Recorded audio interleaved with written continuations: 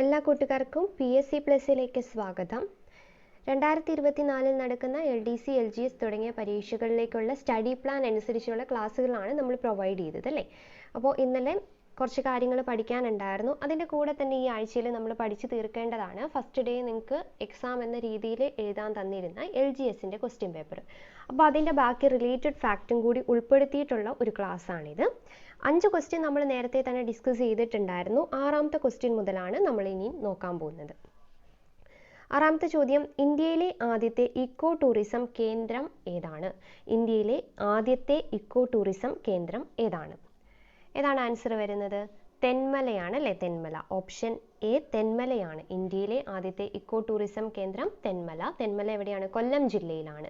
ഇന്ത്യയിലെ ആദ്യത്തെ ആസൂത്രിത ഇക്കോ ടൂറിസം ഡെസ്റ്റിനേഷൻ തെന്മല, കൊല്ലമാണ്. ഇനി ടൂറിസത്തെ വ്യവസായമായിട്ട് അംഗീകരിച്ച ഇന്ത്യയിലെ ആദ്യ സംസ്ഥാനവും കേരളമാണ്. ടൂറിസത്തെ വ്യവസായമായി അംഗീകരിച്ച ഇന്ത്യയിലെ ആദ്യ സംസ്ഥാനം ഏതാണ്? കേരളമാണ്. വർഷം ഓർത്തു വയ്ക്കുക. വർഷം 1986. 1986 ടൂറിസത്തെ വ്യവസായമായി അംഗീകരിച്ച കേരളത്തിലെ ആദ്യ സംസ്ഥാനം ഇന്ത്യയിലെ ആദ്യ സംസ്ഥാനം കേരളമാണ്. 1986. പിന്നെ ഇന്ത്യയിലെ ആദ്യ ഉത്തരവാദിത്ത വിനോദസഞ്ചാര കേന്ദ്രമാക്കി പ്രഖ്യാപിച്ചത് കുമരകമാണ് കേട്ടോ. കുമരകം ഇന്ത്യയിലെ ആദ്യ ഉത്തരവാദിത്ത വിനോദസഞ്ചാര കേന്ദ്രമായി പ്രഖ്യാപിച്ച സ്ഥലം ഏതാണ്? കുമരകം. അടുത്ത ചോദ്യം നോക്കാം. എല്ലാ പൗരന്മാർക്കും ഏത് മതത്തിൽ വിശ്വസിക്കുവാനും അത് പ്രചരിപ്പിക്കുവാനുമുള്ള അവകാശമുണ്ട്. ഈ പ്രസ്താവന ഏത് മൗലിക അവകാശവുമായി ബന്ധപ്പെട്ടതാണ്? എല്ലാ പൗരന്മാർക്കും ഏത് മതത്തിൽ വിശ്വസിക്കുവാനും അത് പ്രചരിപ്പിക്കുവാനുമുള്ള അവകാശമുണ്ട്. ഈ പ്രസ്താവന ഏത് മൗലിക അവകാശവുമായി ബന്ധപ്പെട്ടതാണ്? ഏതാണ്? ഓപ്ഷൻ സി ആണ്, മതസ്വാതന്ത്ര്യത്തിനുള്ള അവകാശം. ഏതാണ് വരുന്നത്? മതസ്വാതന്ത്ര്യത്തിനുള്ള അവകാശം. മൗലിക അവകാശങ്ങളെക്കുറിച്ച് പ്രതിപാദിക്കുന്ന അനുച്ഛേദങ്ങൾ ഏതാണ്? 12 മുതൽ 35 വരെയാണ്. ഭാഗം 3 ആണ് കേട്ടോ. 3ാം ഭാഗത്തിൽ 12 മുതൽ 35 വരെയുള്ള അനുച്ഛേദങ്ങളിലാണ് മൗലിക അവകാശങ്ങളെക്കുറിച്ച് പ്രതിപാദിക്കുന്നത്. അടുത്ത ചോദ്യം, ബക്രാനങ്കൽ അണക്കെട്ട് ഏത് നദിയിലാണ് സ്ഥാപിച്ചിട്ടുള്ളത്? ബക്രാനങ്കൽ അണക്കെട്ട് ഏത് നദിയിലാണ്? സത്ലജ് ആണ്. Option B Sutlej. ബക്രാനങ്കൽ എവിടെയാണ്? സത്ലജ്. കേരളത്തിൽ ഒരു വൃക്ഷത്തിന്റെ പേരിൽ അറിയപ്പെടുന്ന വന്യജീവി സംരക്ഷണ കേന്ദ്രം ഏതാണ്? കേരളത്തിൽ ഒരു വൃക്ഷത്തിന്റെ പേരിൽ അറിയപ്പെടുന്ന വന്യജീവി സംരക്ഷണ കേന്ദ്രം ഏതാണ്? ശെന്തുരുണി വന്യജീവി സങ്കേതം അല്ലെ. ടോപ്പിക് വൈസിൽ നമ്മൾ പഠിച്ചതായിരുന്നു ശെന്തുരുണി. അപ്പൊ ശെന്തുരുണി വന്യജീവി സങ്കേതമാണ് ഒരു മരത്തിന്റെ പേരിൽ അറിയപ്പെടുന്ന ഏക വന്യജീവി സങ്കേതം, ശെന്തുരുണി. ഓക്കെ, അത് ഏതാ വർഷം എന്നാണ്? 1984. 1984 കൊല്ലം ജില്ലയിലെ പുനലൂർ താലൂക്കിലാണ് ഇത് സ്ഥിതി ചെയ്യുന്നത്. കൊല്ലം ജില്ലയിലെ പുനലൂർ താലൂക്കിൽ. യക്ഷഗാനം എന്ന കലാരൂപത്തിന് പ്രചാരം സിദ്ധിച്ച ജില്ല ഏതാണ്? യക്ഷഗാനം എന്ന കലാരൂപത്തിന് പ്രചാരം സിദ്ധിച്ച ജില്ല ഏത് ജില്ലയായിട്ട് റിലേറ്റ് ചെയ്തതാണ്? യക്ഷഗാനം കാസർഗോഡ് അല്ലെ. കാസർഗോഡാണ് യക്ഷഗാനം. കാസർഗോഡ്. ഭക്തിയും മതാചാരങ്ങളും സാധാരണക്കാരിലേക്ക് പകരുന്ന ഒരു കലാമാധ്യമമായിട്ടാണ് ഈ യക്ഷഗാനം പ്രചാരം നേടിയത്. യക്ഷഗാനത്തിന്റെ പിതാവായിട്ട് കണക്കാക്കുന്നത് പാർത്തി സുബ്ബയ്യാണ് കേട്ടോ. പാർത്തി സുബ്ബയ്യാണ് യക്ഷഗാനത്തിന്റെ പിതാവ് ആയിട്ട് കണക്കാക്കുന്നത്. കാസർഗോഡ് ജനിച്ചതാണ് അദ്ദേഹം. അടുത്ത ചോദ്യം, ഇന്ത്യൻ നവോത്ഥാനത്തിന്റെ പിതാവ് എന്ന് വിശേഷിപ്പിക്കപ്പെടുന്നത് ആരെയാണ്? ഇന്ത്യൻ നവോത്ഥാനത്തിന്റെ പിതാവ് എന്ന് വിശേഷിപ്പിക്കപ്പെടുന്നത് രാജാറാം മോഹൻ റോയ് ആണ്. ഇന്ത്യൻ നവോത്ഥാനത്തിന്റെ പിതാവ് ആരാണ്? രാജാറാം മോഹൻ റോയ് ആണ്. ബ്രഹ്മസമാജ സ്ഥാപകനാണ് അല്ലെ. 1828 ബ്രഹ്മസമാജം സ്ഥാപിച്ചു.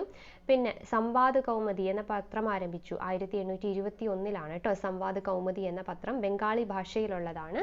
അതൊക്കെ ആരുടേതാണ്? രാജാറാം മോഹൻ റോയുടേതാണ്. നിസ്സഹകരണ സമരം നിർത്തിവെക്കാൻ ഗാന്ധിജിയെ പ്രേരിപ്പിച്ച സാഹചര്യം എന്തായിരുന്നു? നിസ്സഹകരണ സമരം നിർത്തിവെക്കാൻ ഗാന്ധിജിയെ പ്രേരിപ്പിച്ച സാഹചര്യം എന്തായിരുന്നു? ചൗരി ചൗര സംഭവമാണ്. ഏതാണ്? ഓപ്ഷൻ ബി ചൗരി ചൗര സംഭവമാണ്. നിസ്സഹകരണ പ്രസ്ഥാനം നിർത്തിവെക്കാൻ വേണ്ടിയിട്ട് ഗാന്ധിയെ പ്രേരിപ്പിച്ചത് ഏതാണ്? ചൗരി ചൗര സംഭവം.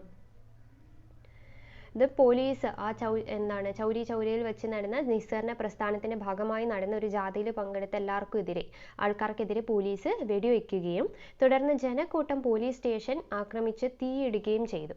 ആ ചെയ്ത സംഭവമാണ് ഇത് ചൗരി ചൗര സംഭവം എന്ന പേരിൽ അറിയപ്പെടുന്നത്. കേരളത്തിൽ പടിഞ്ഞാറോട്ടൊഴുകുന്ന നദികളുടെ എണ്ണം എത്രയാണ്?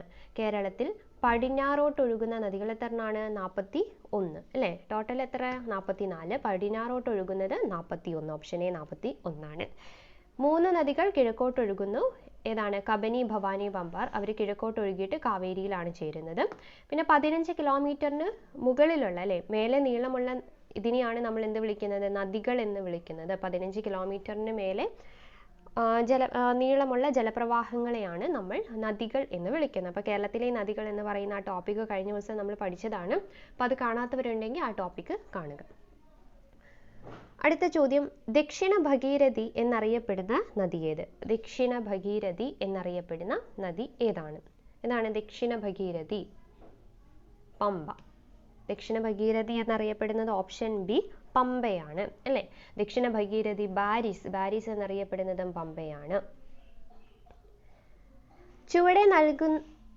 ചുവടെ സൂചിപ്പിക്കുന്നവയിൽ കരിമ്പ് കൃഷിയുമായി ബന്ധപ്പെട്ട് ശരിയായ പ്രസ്താവന. ഈ ക്വസ്റ്റ്യൻ PSC ഡിലീറ്റ് ചെയ്തിട്ടുണ്ട് കേട്ടോ, അതുകൊണ്ട് നമ്മൾ നോക്കുന്നില്ല. കരിമ്പ് കൃഷിയുമായിട്ടുള്ള കാര്യമാണ്, നമുക്ക് SCRTയിൽ പഠിക്കുമ്പോൾ നോക്കാം. അടുത്ത ചോദ്യം, മഹത്തായ 2 വ്യവസ്ഥകളായ ഹൈന്ദവതയുടെയും ഇസ്ലാമികതയുടെയും കൂടിച്ചേരലാണ് നമ്മുടെ മാതൃരാജ്യത്തിന്റെ ഏക പ്രതീക്ഷ. ഇത് ആരുടെ വാക്കുകളാണ്? ആരാണ്? സ്വാമി വിവേകാനന്ദൻ. സ്വാമി വിവേകാനന്ദന്റെ വാക്കുകളാണ് കേട്ടോ. സ്വാമി വിവേകാനന്ദൻ രാമകൃഷ്ണ പരമഹംസന്റെ പ്രധാന ശിഷ്യനും രാമകൃഷ്ണ മഠം, രാമകൃഷ്ണ മിഷൻ എന്നിവയുടെ സ്ഥാപകനുമാണ് ആര്? സ്വാമി വിവേകാനന്ദൻ. നരേന്ദ്രനാഥ് ദത്ത എന്നതായിരുന്നു പേര്. കുളച്ചൽ യുദ്ധത്തിൽ ഡച്ചുകാരെ പരാജയപ്പെടുത്തിയ തിരുവിതാംകൂർ ഭരണാധികാരി ആരായിരുന്നു? കുളച്ചൽ യുദ്ധത്തിൽ ഡച്ചുകാരെ പരാജയപ്പെടുത്തിയ തിരുവിതാംകൂർ ഭരണാധികാരി ആരായിരുന്നു? മാർത്താണ്ഡവർമ്മ അല്ലെ? ആധുനിക തിരുവിതാംകൂറിന്റെ ശില്പി എന്നറിയപ്പെടുന്നത് ആരാണ്? മാർത്താണ്ഡവർമ്മയാണ്. ആധുനിക തിരുവിതാംകൂറിന്റെ ശില്പി എന്നറിയപ്പെടുന്നു. 1741 ഡച്ചുകാരെ തോൽപ്പിച്ച് കുളച്ചൽ യുദ്ധം മാർത്താണ്ഡവർമ്മ നടത്തിയത്. 1741 കുളച്ചൽ യുദ്ധം. 1741. ഇന്ത്യയിലെ ഏറ്റവും വലിയ കൽക്കരി പാടം, അതും PSC ഡിലീറ്റ് ചെയ്തിട്ടുണ്ട്. ഏതാണ്? ജാറിയാണ്. അത് ഇതിലില്ല, അപ്പം അത് PSC ഡിലീറ്റ് ചെയ്തിട്ടുണ്ട്. അടുത്ത ക്വസ്റ്റ്യൻ, ചുവടെ സൂചിപ്പിക്കുന്നവയിൽ അലൂമിനിയത്തിന്റെ അയിര് ഏതാണ്? ചുവടെ സൂചിപ്പിക്കുന്നവയിൽ അലൂമിനിയത്തിന്റെ അയിര് ഏതാണ്? ഏതാ വരുന്നത്? ബോക്സൈറ്റ് അല്ലേ? ഏതാണ് അലൂമിനിയത്തിന്റെ അയിര്? ബോക്സൈറ്റ്. ഓപ്ഷൻ സി ബോക്സൈറ്റ് ആണ് അലൂമിനിയത്തിന്റെ അയിര്. പിന്നെ ക്രയോലൈറ്റ്, അലൂമിനിയത്തിന്റെ അയിരാണ് ക്രയോലൈറ്റ്. ഇരുമ്പിന്റെ അയിരുകൾ ഏതൊക്കെയാണ്? ഹേമറ്റൈറ്റ്, മാഗ്നറ്റൈറ്റ്, അയേൺ പൈറൈറ്റ്സ്, അതൊക്കെ ഇരുമ്പിന്റെ അയിരുകളാണ്. മെർക്കുറിയുടെ അയിരാണ് സിന്നബാർ. മെർക്കുറിയുടെ അയിരാണ് സിന്നബാർ. അടുത്ത ചോദ്യം, 1.25 കോടി മലയാളികൾ എന്ന ഗ്രന്ഥം രചിച്ചത് ആരാണ്? 1.25 കോടി മലയാളികൾ എന്ന ഗ്രന്ഥം രചിച്ചത് ആരാണ്? ആരാണ്? EMS അല്ലെ? 1.25 കോടി മലയാളികൾ ആരുടേതാണ്? EMSന്റേതാണ്. Option A EMS. ഭരണഘടനയുടെ ഏത് ഭാഗത്താണ് മൗലിക കർത്തവ്യങ്ങളെക്കുറിച്ച് പ്രതിപാദിക്കുന്നത്? ഭരണഘടനയുടെ ഏത് ഭാഗത്താണ് മൗലിക കർത്തവ്യങ്ങളെക്കുറിച്ച് പ്രതിപാദിക്കുന്നത്? അത് 4A ഭാഗം 3 മൗലിക കടമകളാണ്. കർത്തവ്യങ്ങൾ ഏതാണ്? 4A ആണ്. 4A അനുസരിച്ച് 11 അടിസ്ഥാന കർത്തവ്യങ്ങളാണ്. 11 എണ്ണമാണ് നിലവിൽ കണക്കനുസരിച്ചുള്ളത് കേട്ടോ. ഇന്ത്യയിലെ പരമോന്നത നീതിപീഠം ഏതാണ്? സുപ്രീം കോടതി അല്ലേ? സുപ്രീം കോടതിയാണ് ഇന്ത്യയിലെ പരമോന്നത നീതിപീഠം. സുപ്രീം കോടതി നിലവിൽ വന്നത് 1950 ജനുവരി 26. സുപ്രീം കോടതി നിലവിൽ വന്നത് 1950 ജനുവരി 26 സുപ്രീം കോടതി സ്ഥാപിക്കുന്നതിന് വ്യവസ്ഥ ചെയ്ത ഭരണഘടനാ വകുപ്പ് ഏതാണെന്ന് വെച്ചാൽ ആർട്ടിക്കിൾ 124 സുപ്രീം കോടതി സ്ഥാപിക്കുന്നതിന് വ്യവസ്ഥ ചെയ്യുന്ന ഭരണഘടനാ വകുപ്പ് ആർട്ടിക്കിൾ 124. ബംഗാളിലെ നീലം കർഷകർ അനുഭവിക്കുന്ന കൊടിയ ചൂഷണത്തെ ഹൃദയാഹാരിയായ ചിത്രീകരിച്ച ദീനബന്ധുമിത്രയുടെ നാടകം ഏതാണ്? ദീനബന്ധുമിത്രയുടെ നാടകം ഏതാണ്? നീൽ ദർപ്പൺ അല്ലെ, നീൽ ദർപ്പൺ ആണ്. നീൽ ദർപ്പൺ എന്ന് പറയുന്ന ഒരു ബംഗാളി നാടകമാണ്. ദീനബന്ധുമിത്രയുടേതാണ് ഈ നാടകം. 1860 ധാക്കയിൽ നിന്നാണ് പുറത്തിറങ്ങിയത് കേട്ടോ, ധാക്കയിൽ നിന്നാണ് പുറത്തിറങ്ങിയത്. അപ്പം നീൽ ദർപ്പൺ ആരുടേതാണ്? ദീനബന്ധുമിത്രയുടേതാണ്. ഇപ്പോഴത്തെ കേന്ദ്ര നിയമ വകുപ്പ് മന്ത്രി ആരാണ്? ഇപ്പോഴത്തെ കേന്ദ്ര നിയമ വകുപ്പ് മന്ത്രി അർജുൻ റാം മേഘ്വാൾ ആണ് കേട്ടോ. അർജുൻ റാം മേഘ്വാൾ ആണ്, ഇതിലില്ല. അർജുൻ റാം മേഘ്വാൾ ആണ് നിലവിലെ കേന്ദ്ര നിയമ വകുപ്പ് മന്ത്രി. നിലവിലെ ലോക്സഭാ സ്പീക്കർ ഓം ബിർള. ലോക്സഭാ സ്പീക്കർ ആരാണ്? ഓം ബിർള. താഴെ പറയുന്നവരിൽ സത്യശോധക് സമാജത്തിന് നേതൃത്വം കൊടുത്ത സാമൂഹ്യ പരിഷ്കർത്താവ് ആര്? സത്യശോധക് സമാജ് അതിന് നേതൃത്വം കൊടുത്തത് ആരാണ്? ജ്യോതിറാവു ഫുലെയാണ്. ജ്യോതിറാവു ഫുലെയാണ് സത്യശോധക് സമാജ് സ്ഥാപിച്ചത്. 1873 ജ്യോതിറാവു ഫുലെ സത്യശോധക് സമാജ് സ്ഥാപിച്ചത്. അദ്ദേഹത്തിന്റെ കൃതിയാണ് ഗുലാംഗിരി. ജ്യോതിറാവു ഫുലെ എഴുതിയ കൃതി ഏതാണ്? ഗുലാംഗിരി എന്ന് പറയുന്ന കൃതിയാണ്. ദേശീയ സ്വാതന്ത്ര്യ സമരകാലത്ത് വന്ദേ മാതരം എന്ന പത്രത്തിന് നേതൃത്വം നൽകിയത് ആരാണ്? വന്ദേ മാതരം എന്ന പത്രത്തിന് നേതൃത്വം നൽകിയത് ആരാണ്? ലാലാ ലജ്പത് റായ് ആണ്. ഓപ്ഷൻ എ ലാലാ ലജ്പത് റായ് ആണ്.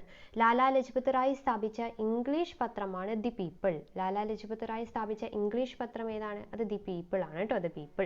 പഞ്ചാബ് സിംഹം എന്നറിയപ്പെടുന്നത് ലാലാ ലജ്പത് റായ് ആണ്. അപ്പം ദേശീയ സമരകാലത്ത്, സ്വാതന്ത്ര്യ സമരകാലത്ത് വന്ദേ മാതരം എന്ന പത്രത്തിന് നേതൃത്വം നൽകിയത് ലാലാ ലജ്പത് റായ്. ടിപ്പു സുൽത്താനിൽ നിന്ന് ബ്രിട്ടീഷുകാർക്ക് മലബാർ ലഭിച്ചത് ഏത് ഉടമ്പടി പ്രകാരമാണ്? ടിപ്പു സുൽത്താനിൽ നിന്ന് ബ്രിട്ടീഷുകാർക്ക് മലബാർ ലഭിച്ചത് ഏത് ഉടമ്പടി പ്രകാരമാണ്? 1792 ശ്രീരംഗപട്ടണം ഉടമ്പടി. 1792 ശ്രീരംഗപട്ടണം ഉടമ്പടി പ്രകാരമാണ് ബ്രിട്ടീഷുകാർക്ക് മലബാർ ലഭിച്ചത്. ശ്രീരംഗപട്ടണത്തിൽ സ്വാതന്ത്ര്യത്തിന് മരം നട്ടതാരാണ്? ടിപ്പു സുൽത്താൻ ആണ്. 6 മുതൽ 14 വയസ്സ് വരെയുള്ള എല്ലാ കുട്ടികൾക്കും വിദ്യാഭ്യാസ അവകാശം മൗലിക അവകാശമായി ഉൾപ്പെടുത്തിയത് ഇന്ത്യൻ ഭരണഘടന ഏത് അനുച്ഛേദം അനുസരിച്ചാണ്? 6 മുതൽ 14 വയസ്സ് വരെയുള്ള കുട്ടികൾക്ക്, 6 മുതൽ 14 വയസ്സ് വരെയുള്ള എല്ലാ കുട്ടികൾക്കും വിദ്യാഭ്യാസ അവകാശം മൗലിക അവകാശമായി ഉൾപ്പെടുത്തിയത് ഇന്ത്യൻ ഭരണഘടന അനുച്ഛേദം 21A ആണ്. അനുച്ഛേദം 21A പ്രകാരമാണ്. ഭാഗം 3 മൗലിക അവകാശം വരുന്നത്. ഭാഗം 3 അനുച്ഛേദം ആർട്ടിക്കിൾ 12 മുതൽ 35 വരെയാണ് മൗലിക അവകാശങ്ങളെ പറ്റിയിട്ട് പറയുന്നത്. അനുച്ഛേദം 12 മുതൽ 35 വരെ.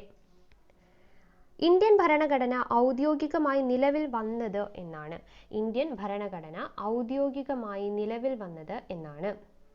1950 ജനുവരി 26. 1950 ജനുവരി 26 ഇന്ത്യൻ ഭരണഘടന ഔദ്യോഗികമായി നിലവിൽ വന്നത്. നമുക്കറിയാം ലോകത്തിലെ ഏറ്റവും വലിയ ലിഖിത ഭരണഘടനയാണ് അല്ലേ ഇന്ത്യൻ ഭരണഘടന. ഇന്ത്യൻ ഭരണഘടനയുടെ പിതാവ് എന്നറിയപ്പെടുന്നത് ഡോക്ടർ BR അംബേദ്കർ ആണ്. ഇനി ഇന്ത്യക്ക് ഒരു ഭരണഘടന എന്ന ആശയം ആദ്യമായി മുന്നോട്ട് വെച്ച ഭാരതീയൻ ആരാണ്? അത് MN റോയ് ആണ് കേട്ടോ. ഇന്ത്യക്ക് ഒരു ഭരണഘടന എന്ന ആശയം ആദ്യമായി മുന്നോട്ട് വെച്ച ഭാരതീയൻ MN റോയ് ആണ്. കേരളത്തിലെ വിദ്യാഭ്യാസ രംഗത്ത് പ്രവർത്തിച്ച ക്രിസ്ത്യൻ മിഷണറി സംഘമായ ബാസൽ ഇവാഞ്ചലിക്കൽ മിഷൻ താഴെ പറയുന്നവയിൽ ഏത് ഭാഗം കേന്ദ്രീകരിച്ചാണ് പ്രവർത്തനം നടത്തിയത്? ബാസൽ ഇവാഞ്ചലിക്കൽ മിഷൻ ഏത് ഭാഗം കേന്ദ്രീകരിച്ചാണ് പ്രവർത്തനം നടത്തിയത്? മലബാർ ആണ്. Option C Malabar. കേരളത്തിലെ ക്രിസ്ത്യൻ മിഷണറിമാർക്ക് അടിത്തറ പാകിയത് ആരാണ്? കേണൽ മൺറോയ് ആണ് കേട്ടോ. ബാസൽ ഇവാഞ്ചലിക്കൽ മിഷണറിയുടെ പ്രവർത്തന മേഖല മലബാറും, ഇനി ലണ്ടൻ മിഷൻ സൊസൈറ്റിയുടെ തിരുവിതാംകൂറും, ചർച്ച് മിഷൻ സൊസൈറ്റിയുടെ കൊച്ചിയും തിരുവിതാംകൂറുമാണ്. ആ 3 എണ്ണം പഠിച്ചു വയ്ക്കാം. ബാസൽ ഇവാഞ്ചലിക്കൽ മിഷണറിയുടെ പ്രവർത്തന മേഖല മലബാർ, ലണ്ടൻ മിഷൻ സൊസൈറ്റിയുടെ പ്രവർത്തന മേഖല തിരുവിതാംകൂർ, ചർച്ച് മിഷൻ സൊസൈറ്റിയുടെ പ്രവർത്തന മേഖല കൊച്ചി തിരുവിതാംകൂറുമാണ്. ന്യൂനപക്ഷങ്ങളുടെ അവകാശങ്ങളെക്കുറിച്ച് പ്രതിപാദിക്കുന്ന മൗലിക അവകാശം ഏതാണ്? ന്യൂനപക്ഷങ്ങളുടെ അവകാശങ്ങളെക്കുറിച്ച് പറയുന്ന മൗലിക അവകാശം ഏതാണ്? സാംസ്കാരികവും വിദ്യാഭ്യാസപരവുമായ അവകാശം. സാംസ്കാരികവും വിദ്യാഭ്യാസപരവുമായിട്ടുള്ള അവകാശം. അത് ഏതിലാ വരുന്ന? ആർട്ടിക്കിൾ 29-ലും 30-ലുമാണ് വരുന്നത്. സാംസ്കാരികവും വിദ്യാഭ്യാസ അവകാശവും വരുന്നത് ആർട്ടിക്കിൾ 29, 30-ലാണ്. ഇനി വിദ്യാഭ്യാസ സ്ഥാപനങ്ങളെ സ്ഥാപിക്കുന്നതിനും നിയന്ത്രിക്കുന്നതിനും ന്യൂനപക്ഷങ്ങളുടെ അവകാശം സംബന്ധിക്കുന്നത് അത് ആർട്ടിക്കിൾ 30-ല് ആർട്ടിക്കിൾ 30-ലും ന്യൂനപക്ഷത്തിന്റെ ഭാഷ, ലിപി, സംസ്കാരം എന്നിവയുടെ സംരക്ഷണം ആർട്ടിക്കിൾ 29-ലുമാണ് പറയുന്നത്. 29, 30 ഓർത്തു വയ്ക്കുക. സാംസ്കാരികവും വിദ്യാഭ്യാസ അവകാശങ്ങളും. ഇന്ത്യൻ സ്വാതന്ത്ര്യ സമരവുമായി ബന്ധപ്പെട്ട് ഗാന്ധിജിയുടെ നേതൃത്വത്തിൽ നടന്ന ആദ്യ ദേശീയ പ്രക്ഷോഭം ഏതാണ്? നിസ്സഹകരണ സമരമാണ്.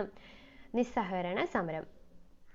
ഗാന്ധിജിയുടെ നേതൃത്വത്തിൽ ബ്രിട്ടീഷ് ഭരണത്തിനെതിരെ അഖിലേന്ത്യാ തലത്തിൽ നടന്ന ആദ്യ ബഹുജന പ്രസ്ഥാനം നിസ്സഹകരണ സമരം. ഇനി 34-ാമത്തെ ചോദ്യം. താഴെ പറയുന്നവയിൽ രാജാറാം മോഹൻ റോയിയുമായി ബന്ധമില്ലാത്തത് ഏവ? നമുക്ക് നോക്കാം. സതി എന്ന ദുരാചാരത്തെ ശക്തമായി എതിർത്തു. ബ്രഹ്മസമാജം സ്ഥാപിച്ചു. സ്ത്രീകളുടെ പദവി ഉയർത്തുന്നതിനായി അവർക്ക് സ്വത്തിനുമേൽ അവകാശം നൽകണമെന്ന് വാദിച്ചു. ഒഡീഷയിൽ ജനിച്ചു. നമ്മളോട് പറഞ്ഞിട്ടുള്ളത് രാജാറാം മോഹൻ റോയിയുമായി ബന്ധമില്ലാത്തതാണ്. ഏതാണ്? 4 മാത്രം. ഓപ്ഷൻ ബി ആണ്. ഒഡീഷയിലല്ല ജനിച്ചത്, ബംഗാളിലാണ് ജനിച്ചത്. 35-ാമത്തെ ചോദ്യം. താഴെ പറയുന്നവരിൽ ഉപ്പ് സത്യാഗ്രഹത്തിന്റെ ഭാഗമായുള്ള ദണ്ഡി യാത്രയിൽ പങ്കെടുത്ത മലയാളികൾ ആരെല്ലാം? ഉപ്പ് സത്യാഗ്രഹം അതായത് റിലേറ്റ് ചെയ്തിട്ടുള്ള ഇത് ദണ്ഡി യാത്രയിൽ പങ്കെടുത്ത മലയാളികൾ ആരെല്ലാം എന്നാണ് ചോദിച്ചിട്ടുള്ളത്. സി കൃഷ്ണൻ നായർ, കുമാരനാശാൻ, രാഘവ പുതുവാൾ, മന്നത്ത് പത്മനാഭൻ. ആരൊക്കെയാണ് ഇതിൽ ദണ്ഡി യാത്രയിൽ പങ്കെടുത്തത്? ഗാന്ധിജിയോടൊപ്പം ആരൊക്കെ ഉണ്ടായിരുന്നു ദണ്ഡി യാത്രയിൽ? സി കൃഷ്ണൻ നായർ, പിന്നെ ശങ്കരൻ എഴുത്തച്ഛൻ, ടൈറ്റൻസ്, രാഘവ പുതുവാൾ. ശ്രീകൃഷ്ണൻ നായരും രാഘവ പുതുവാളും 1ഉം 3ഉമാണ്. ഓപ്ഷൻ സി 1ഉം 3ഉം. അടുത്ത ചോദ്യം. താഴെ പറയുന്നവയിൽ റൗലറ്റ് നിയമവുമായി ബന്ധപ്പെട്ട പ്രസ്താവനകൾ ഇവ. റൗലറ്റ് നിയമവുമായി ബന്ധപ്പെട്ടതാണ് നമ്മളോട് ചോദിച്ചിട്ടുള്ളത് അല്ലേ? ഓക്കെ. വിചാരണ കൂടാതെ അനിശ്ചിതകാലം തടവിലാക്കാം. അത് ശരിയാണല്ലേ? ഏതൊരു ഇന്ത്യക്കാരനെയും വാറന്റ് ഇല്ലാതെ അറസ്റ്റ് ചെയ്യാം. 1909-ൽ ഈ നിയമം നിലവിൽ വന്നു. പ്രത്യേക കോടതികളിൽ രഹസ്യ വിചാരണ നടത്താം.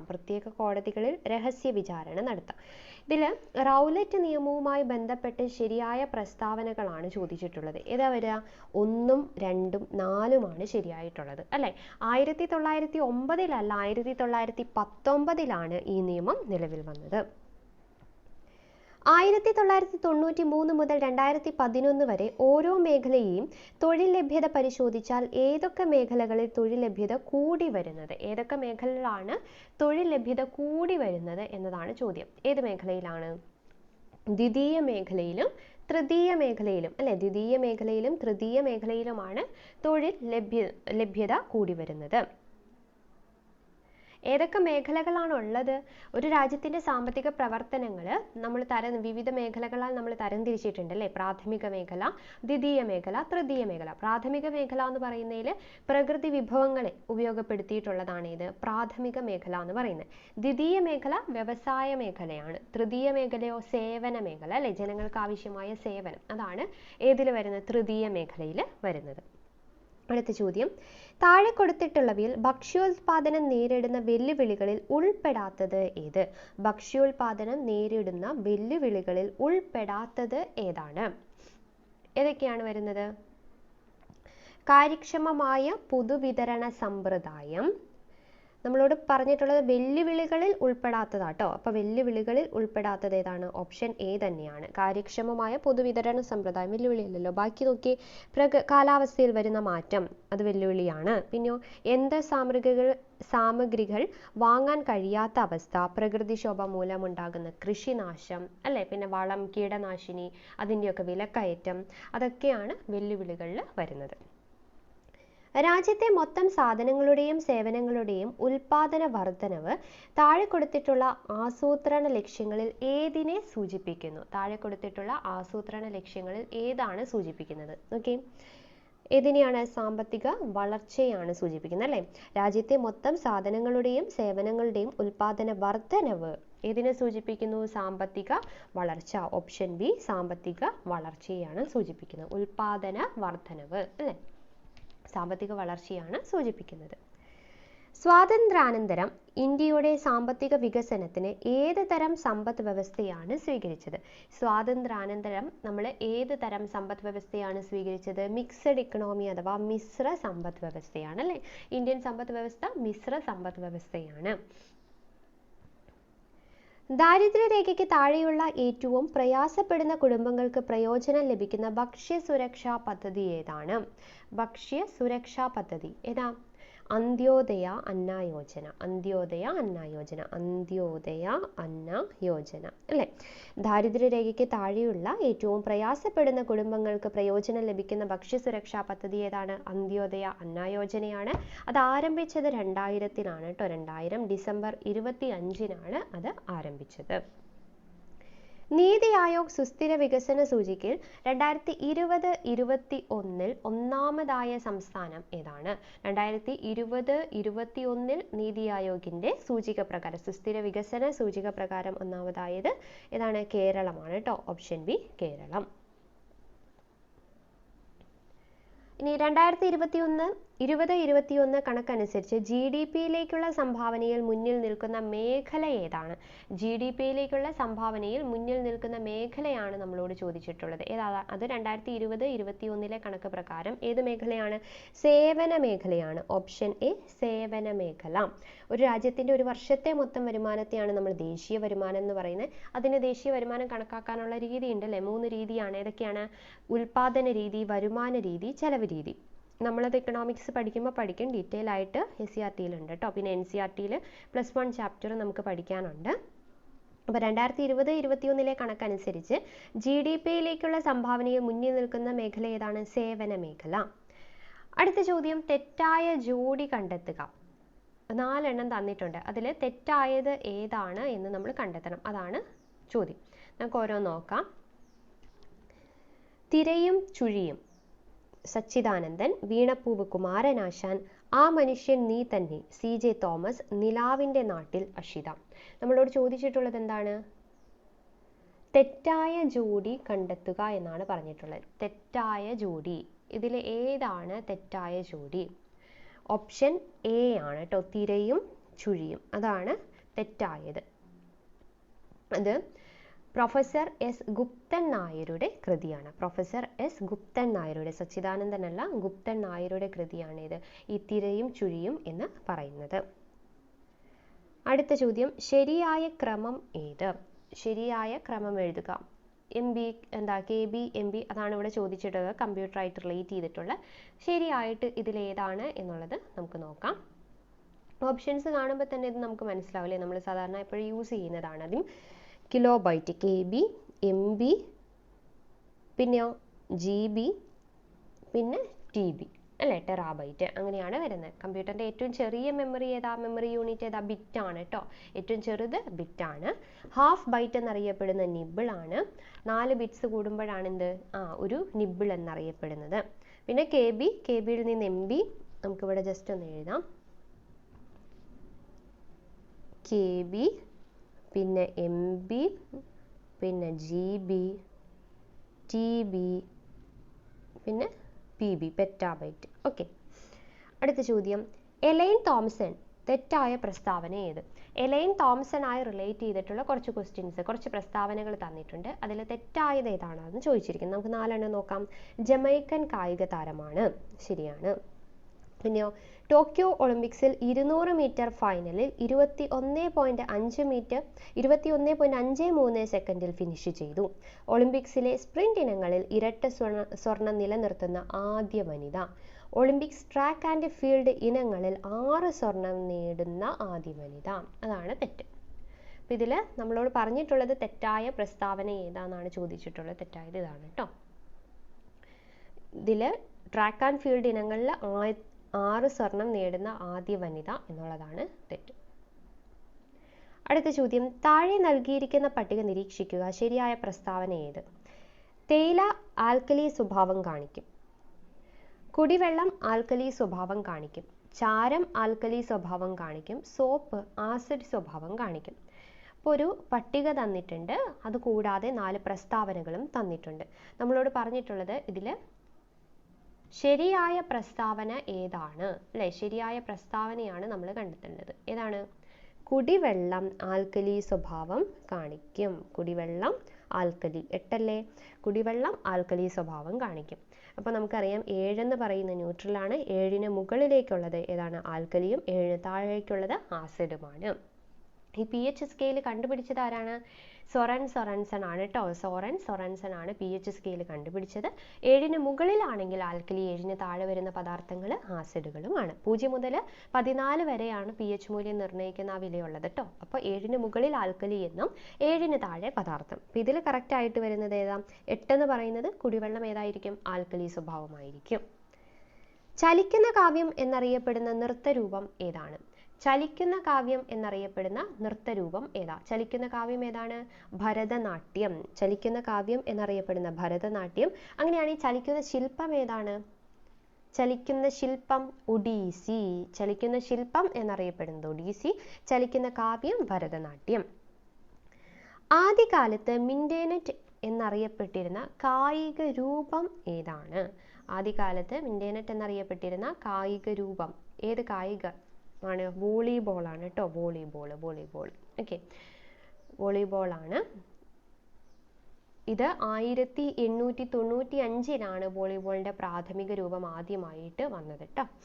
അടുത്ത പത്മശ്രീ 2021 ലഭിച്ച ഡോക്ടർ ധനഞ്ജയ് ദിവാകർ സച്ദേവ് ഏത് മേഖലയിലാണ് സംഭാവന നൽകിയത്? ധനഞ്ജയ് ദിവാകർ സച്ദേവ് ഏത് മേഖലയുമായി റിലേറ്റ് ചെയ്തിട്ടുള്ള ആളാണ്? ധനഞ്ജയ് ഏത് മേഖലയാണ്?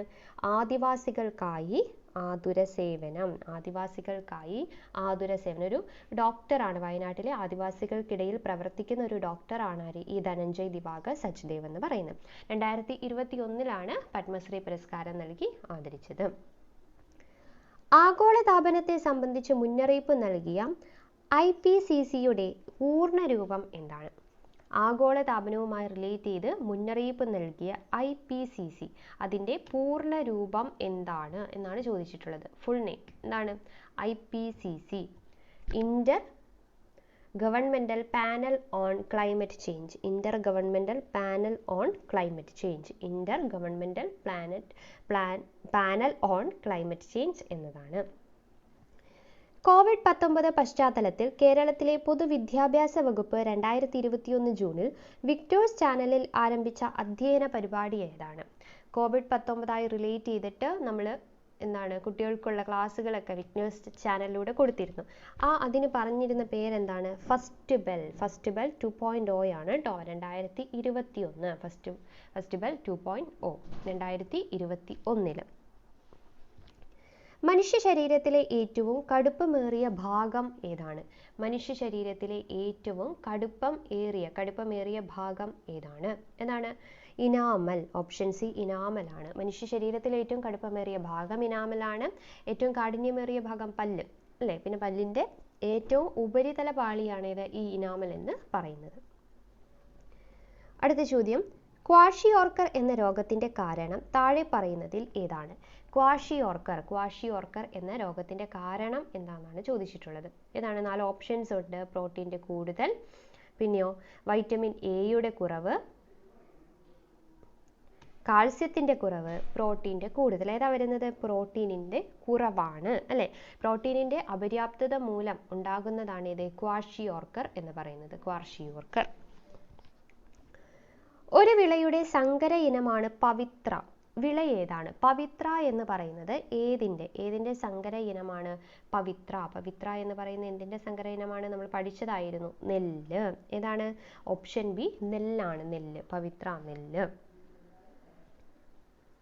സൈരന്ധ്രി വനം എന്നറിയപ്പെടുന്ന ദേശീയോദ്യാനം ഏതാണ്?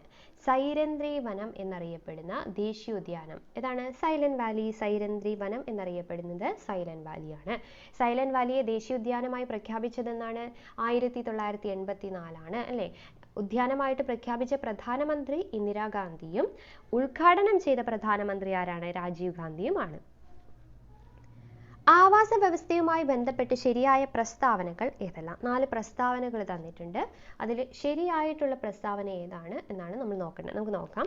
ഒരു ആവാസ വ്യവസ്ഥയിൽ ജീവിയ ഘടകങ്ങളും അജീവീയ ഘടകങ്ങളും ഉൾപ്പെടുന്നു. ശരിയാണ് അല്ലേ? ഇനിയോ, ജീവികളും അവയുടെ ചുറ്റുപാടും തമ്മിലുള്ള പരസ്പര ബന്ധത്തെക്കുറിച്ചുള്ള പഠനമാണ് ആവാസ വ്യവസ്ഥ. അത് തെറ്റാണ്. ഒരു ജീവി ജീവിക്കുന്ന പ്രകൃതിദത്തമായ ചുറ്റുപാടിനെ ആവാസം എന്ന് പറയുന്നു. ഒരു ജീവി ജീവിക്കുന്ന പ്രകൃതിദത്തമായ ചുറ്റുപാടിനെ എന്ന് പറയുന്നു? ആവാസം എന്ന് പറയുന്നു. ഒരു ആവാസ വ്യവസ്ഥയിലെ ഭക്ഷ്യശൃംഖലയിൽ ആദ്യത്തെ കണ്ണി എപ്പോഴും മാംസഭോജിയായിരിക്കും. അതും തെറ്റാണ്. അപ്പോൾ ഏതാണ് കറക്റ്റ് ആയിട്ട് വരുന്നത്? ശരിയായ പ്രസ്താവന എന്ന് പറയുന്നത് 1ഉം 3ഉം. 1ഉം 3ഉം ശരിയാണ്. COVID-19 എന്ന രോഗം ആദ്യമായി റിപ്പോർട്ട് ചെയ്ത രാജ്യം ഏതാണ്? COVID-19 എന്ന രോഗം ആദ്യമായി റിപ്പോർട്ട് ചെയ്തത് ചൈനയിലാണ് അല്ലേ? ചൈനയിലെ വുഹാൻ പ്രവിശ്യയിലാണ് COVID-19 സ്ഥിരീകരിച്ചത്. ഇന്ത്യയിൽ COVID-19 ബാധ ആദ്യമായി സ്ഥിരീകരിച്ചത് തൃശ്ശൂരാണ്. എവിടെയാണ്? തൃശ്ശൂർ ജില്ലയിൽ. 2021 പരിസ്ഥിതി ദിനാഘോഷങ്ങൾക്ക് ആതിഥേയത്വം വഹിക്കുന്ന രാജ്യം ഏതാണ്? 2021 കാര്യമാണ്. 2021 പരിസ്ഥിതി ദിനാഘോഷങ്ങൾക്ക് ആതിഥേയത്വം വഹിക്കുന്നത് ഏതാണ്? പരിസ്ഥിതി ദിനാഘോഷങ്ങൾക്ക് ആതിഥേയത്വം വഹിക്കുന്നത് പാകിസ്ഥാൻ. 2021 പാകിസ്ഥാൻ. അടുത്ത ചോദ്യം, ലെൻസുകളുടെ നിർമ്മാണത്തിന് ഉപയോഗിക്കുന്നത് ഏത് തരം ഗ്ലാസ് ആണ്? ലെൻസുകളുടെ നിർമ്മാണത്തിന് ഉപയോഗിക്കുന്നത് ഏത് തരം ഗ്ലാസ് ആണ്? ഫ്ലിൻഡ് ഗ്ലാസ് ആണ്. Flint glass. അടുത്ത ചോദ്യം, 100 ഡിഗ്രി സെൽഷ്യസ് എന്നത് എത്ര ഫാരൻഹീറ്റ് ആണ്? 212 ഡിഗ്രി. 100 ഡിഗ്രി എന്ന് പറയുന്നത് 212 ഫാരൻഹീറ്റ്. അങ്ങനെയാണെങ്കിൽ 200 ഡിഗ്രി സെൽഷ്യസ് എന്തിന് തുല്യമാ? 392 ഫാരൻഹീറ്റിന് തുല്യമാണ്. 392. 200 392. 300 ഡിഗ്രി സെൽഷ്യസ് എന്ന് പറയുന്നത് 572 ഫാരൻഹീറ്റിന് തുല്യമാണ്. ഇത് കാണാപ്പാഠം പഠിച്ചു വയ്ക്കുക കേട്ടോ. അപ്പോൾ എളുപ്പമുണ്ടാവും. 100ഉം 200ഉം 300ഉം. ഓക്കെ. അപ്പം 100 ഡിഗ്രി സെൽഷ്യസ് എന്നത് എത്ര ഫാരൻഹീറ്റ് ആണ്? 212 ഫാരൻഹീറ്റ് ആണ്. ഈ സെൽഷ്യസിനെ നമ്മൾ ഫാരൻഹീറ്റിലേക്ക് മാറ്റൂലേ? സെൽഷ്യസിൽ നിന്ന് താപനിലയെ ഫാരൻഹീറ്റിലേക്ക് മാറ്റാൻ എന്ത് ചെയ്യാം? ഇപ്പോൾ 100 degree Celsius into 9/5 plus 32. Okay. അപ്പോൾ നമുക്ക് എത്ര കിട്ടി? 212 ഡിഗ്രി ഫാരൻഹീറ്റിന് കിട്ടി. അടുത്ത ചോദ്യം, പരസ്പരം സ്പർശിച്ച് നിൽക്കുന്ന 2 വസ്തുക്കൾ തമ്മിലുള്ള ആപേക്ഷിക ചലനത്തെ പ്രതിരോധിക്കുന്ന ബലം ഏതാണ്? പരസ്പരം സ്പർശിച്ച് നിൽക്കുന്ന 2 വസ്തുക്കൾ തമ്മിലുള്ള ആപേക്ഷിക ചലനത്തെ പ്രതിരോധിക്കുന്നത് ഏതാണ്? ഘർഷണ ബലമാണ്. ഏതാണ്? ഘർഷണ ബലം.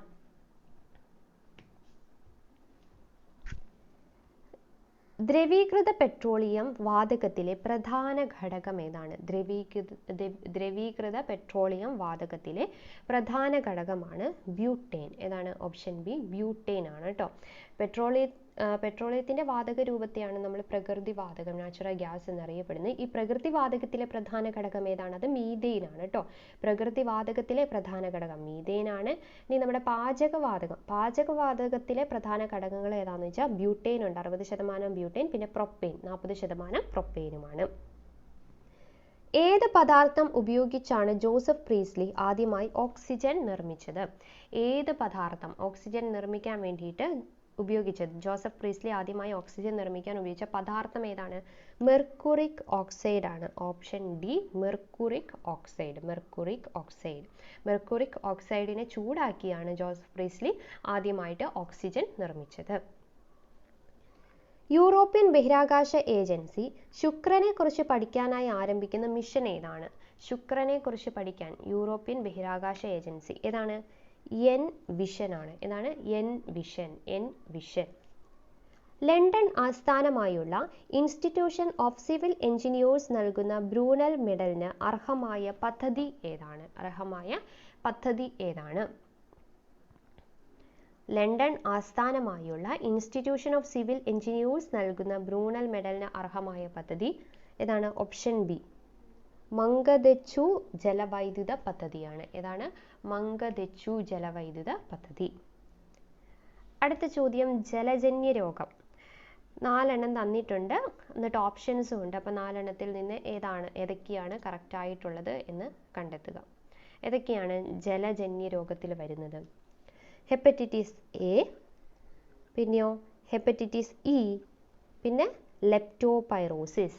അപ്പോൾ ഏതൊക്കെ വരുന്നുണ്ട്? 1, 3, 4. 1, 3, 4 ഇതിൽ വരുന്നത് ജലജന്യ രോഗത്തിൽ വരുന്നത്.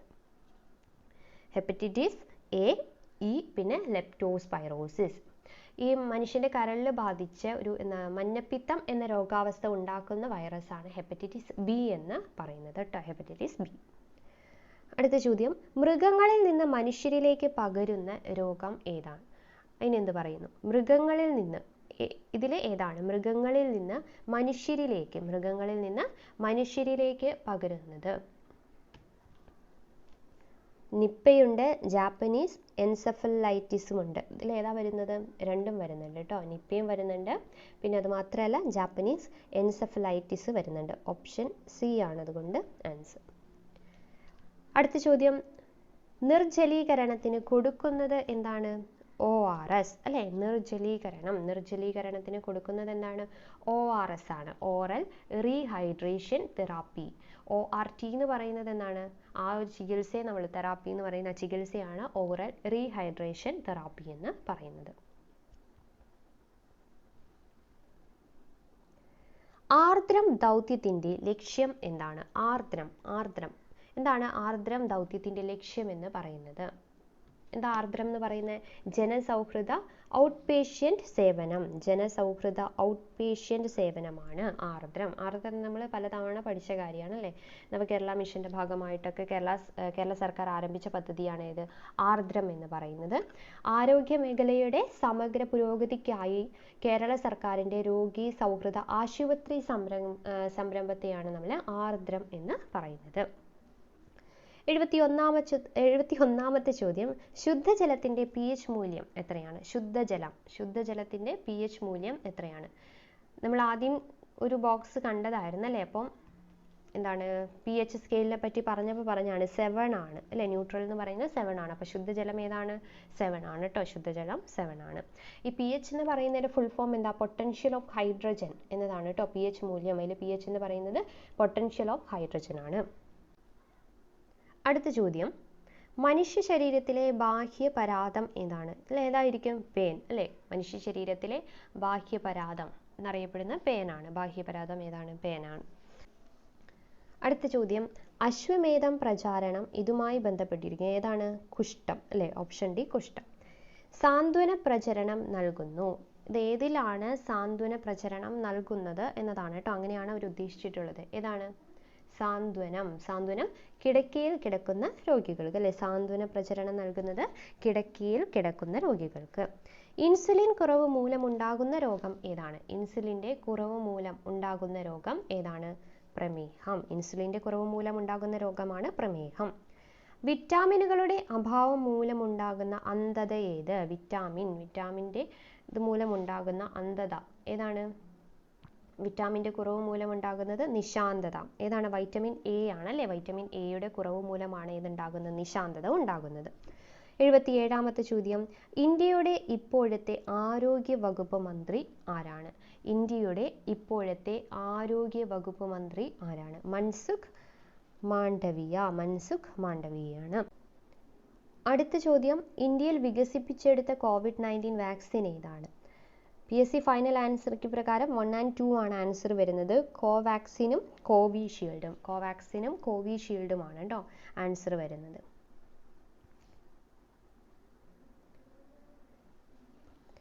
2021 കേരളത്തിൽ പുതിയതായി ഉയർന്നു വന്ന രോഗം ഏതാണ്? 2021 പുതിയതായിട്ട് ഉയർന്നു വന്ന രോഗം ഏതാണ്? സിക്ക വൈറസ് ആണ് കേട്ടോ, സിക്കയാണ്. 80ാമത്തെ ചോദ്യം, താഴെ പറയുന്നവയിൽ ഏത് അവാർഡാണ് 2020 ഐക്യരാഷ്ട്രസഭയിൽ നിന്ന് കേരളം നേടിയത്? 2020 ഐക്യരാഷ്ട്രസഭയിൽ നിന്ന് കേരളം നേടിയത് ഏത് അവാർഡാണ്? ജീവിതശൈലി രോഗനിയന്ത്രണത്തിനുള്ള അവാർഡ് കരസ്ഥമാക്കി 2020 കേരളം കരസ്ഥമാക്കി. അപ്പോൾ 80 ക്വസ്റ്റ്യൻ 81 മുതലുള്ളത് മാത്സ് ആൻഡ് മെൻ്റൽ എബിലിറ്റി ആണ്, നമുക്കല്ലാതെ ചെയ്യാം. അപ്പോൾ ഇത് നിങ്ങൾ ഏകദേശം കുറച്ച് റിലേറ്റഡ് ഫാക്റ്റൊക്കെ കൂടി ഉൾപ്പെടുത്തിയിട്ടാണ് പറഞ്ഞത്. സമയമുള്ളവരാണെങ്കിൽ ഇതിൽ ഓരോ ടോപ്പിക്കായിട്ട് നമ്മൾ പഠിച്ച ടോപ്പിക് ഒന്നും കൂടി റിവൈസ് ചെയ്യുക. ഈ ഒരാഴ്ചയിൽ പഠിച്ച എല്ലാ കാര്യങ്ങളും എല്ലാ ടോപ്പിക്കും ഒന്നും കൂടി ജസ്റ്റ് ഒന്ന് ഓടിച്ച് നോക്കാൻ ശ്രമിക്കുക കേട്ടോ.